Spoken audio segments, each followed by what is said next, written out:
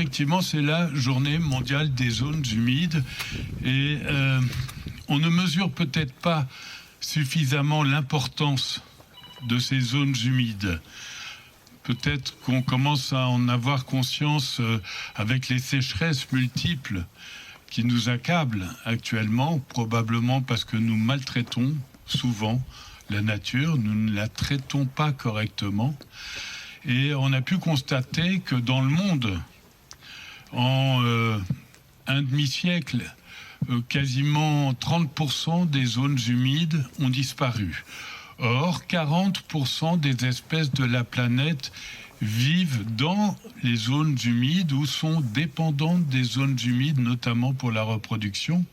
En France, par exemple, 50% des oiseaux sont dépendants des zones humides. Donc on a ici un exemple admirable de restitution, de rénovation. C'est aujourd'hui 2 février, la journée mondiale des zones humides. Une journée pour sensibiliser le grand public à la préservation de ces marais, ruisseaux ou étangs. Dans le Nord-Isère, par exemple, la remise en eau de l'étang du Grand Albert, portée par la Ligue de protection des oiseaux, a été inaugurée ce jeudi. Elle permettra d'accueillir des centaines d'espèces protégées. Grégory Lespinasse avec Charlène Personnaz-Chimiac. Une inauguration en grande pompe pour un site bientôt renouvelé. La fin des travaux de restauration écologique de cette zone humide est exceptionnelle. Dans le massif de Bonnevaux, les étangs du Grand Albert, sans doute construits au XIIIe siècle par les moines cisterciens, constituent une réserve naturelle de premier plan. Sur le secteur Petit Coquet, on a plus de 150 espèces animales. Et on espère que là, en restaurant le Grand Albert, on va avoir ces 150 espèces qui vont venir, et plus encore, vu que là on est sur une taille vraiment assez importante quand même.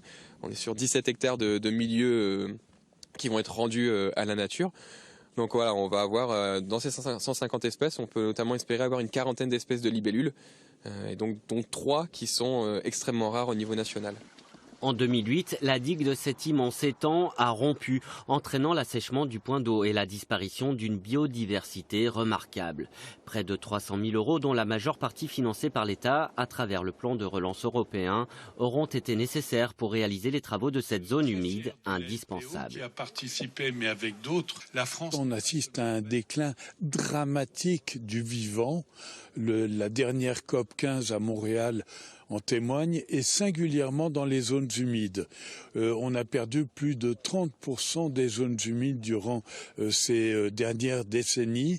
Et aujourd'hui, en réhabilitant ce site de 14 hectares, eh bien, on donne la capacité à la biodiversité de s'épanouir.